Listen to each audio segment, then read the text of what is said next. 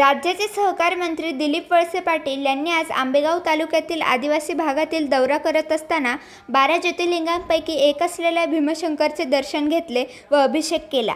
यावेळी त्यांच्या समवेत माजी खासदार शिवाजीराव अढळराव पाटील व कन्या पूर्वा वळसे पाटील उपस्थित होत्या।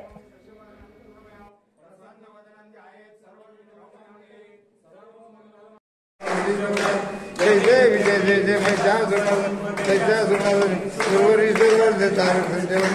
जय विजय